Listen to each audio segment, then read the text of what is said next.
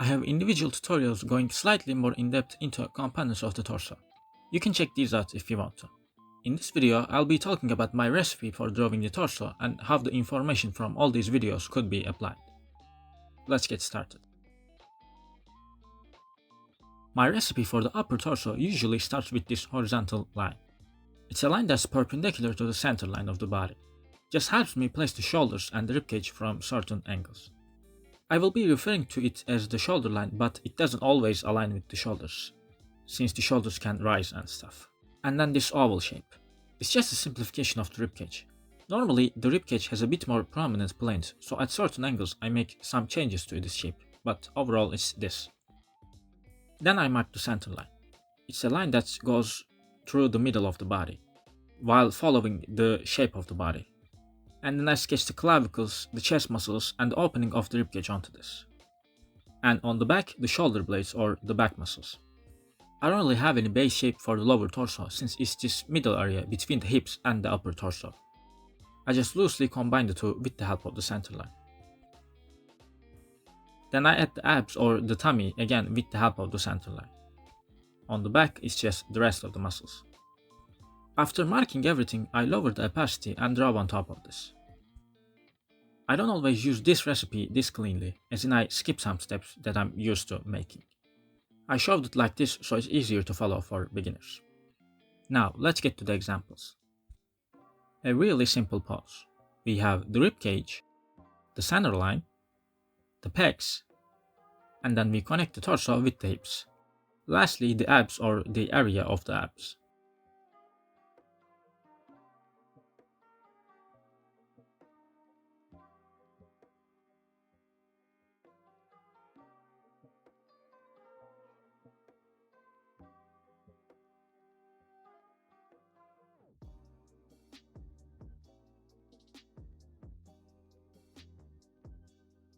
Another simple pose. We have the shoulder line, the rib cage, the center line, and we also have the boobs this time.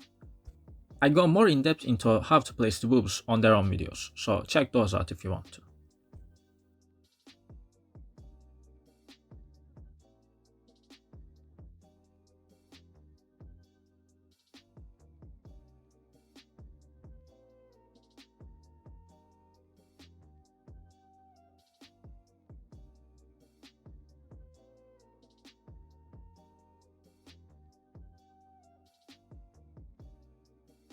A back view where the arms are raised. Again, the rib cage, the center line, and the shoulder blades. Notice how they've rotated from their original point.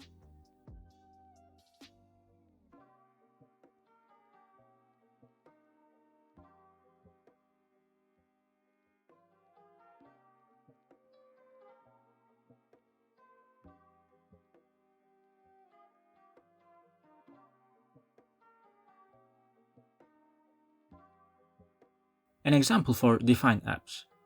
We have the rib cage and the center line. Notice how the abs start following the opening of the rib cage, and they go down following the center line.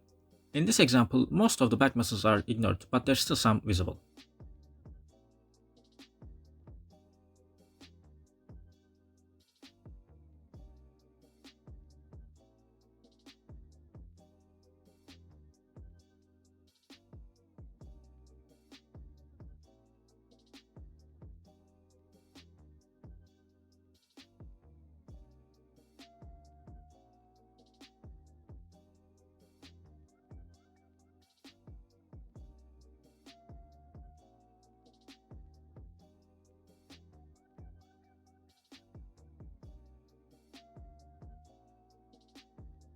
I think I should have emphasized the tilt of the ribcage a bit more. That's why it looks a bit different from the reference, but oh well.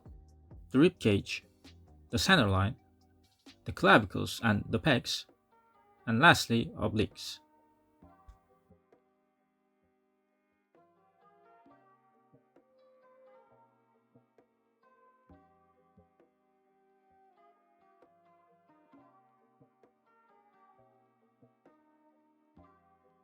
That curve of the center line really sells poses like this. Make sure to emphasize that.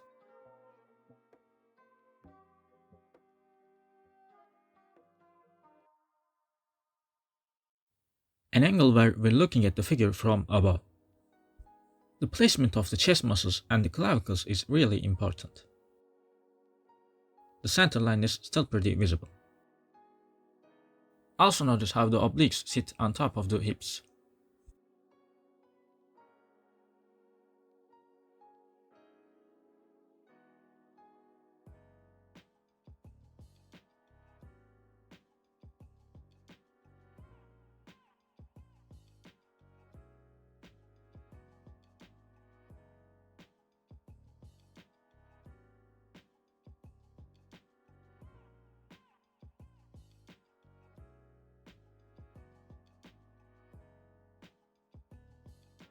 Another pose where we're seeing the top of the torso.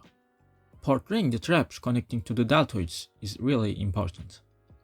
And we also have the pecs as well. So this whole area gets this sort of diamond shape. To accommodate all the muscles, I made the base shape a bit more boxy and wide, unlike the more ovally shape that I normally use.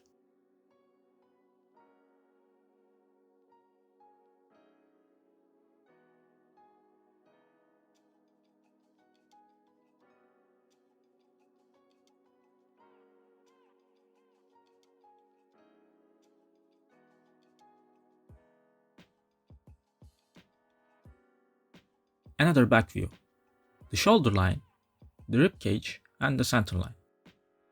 And then all the muscles.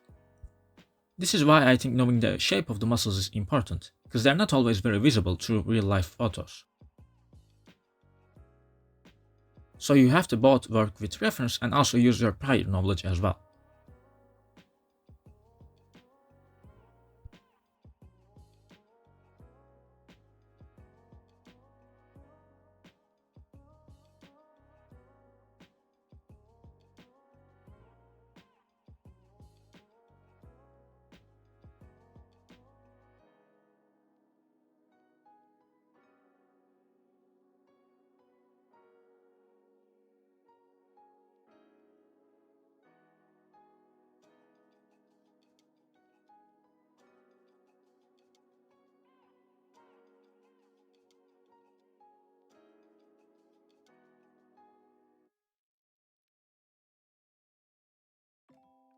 Some examples drawn by me.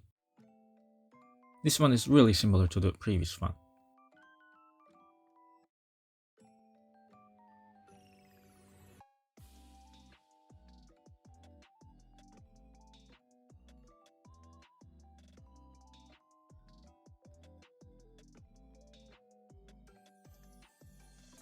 A side view.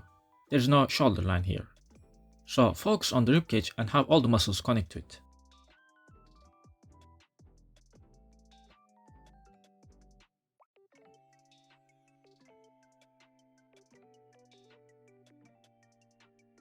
A pose where the arms are raised. Notice how the traps go inside the deltoids. And then there's the rest of the back muscles.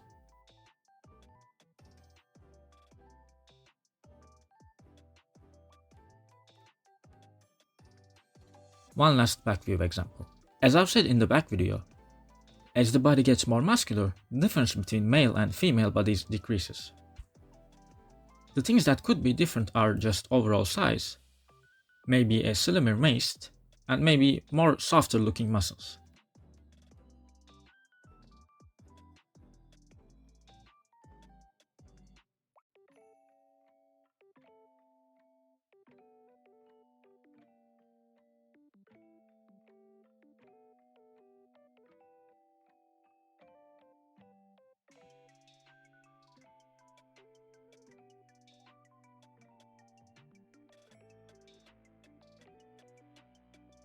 A lot of artists, me included, tends to ignore the back muscles when drawing female bodies.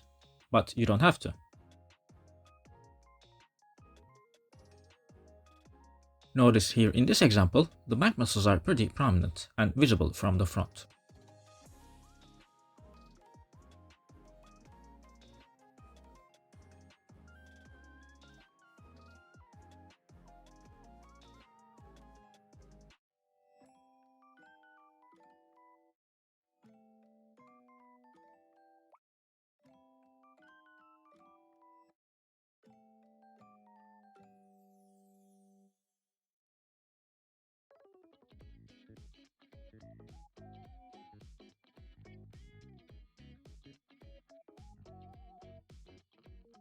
Our last example, raised arms.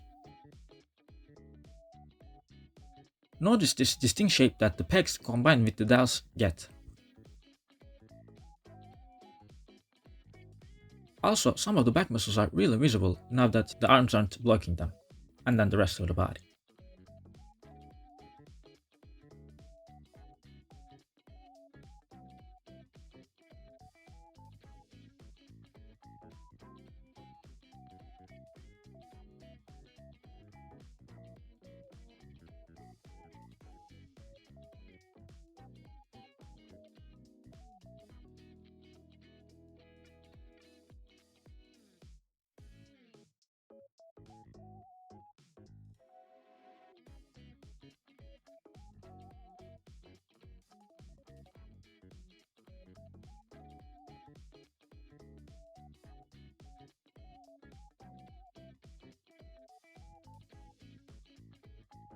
Well, that's gonna be it for this video.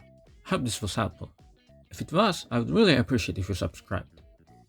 Sharing would also really help me reach more people. Thank you for watching till then. Have a nice day.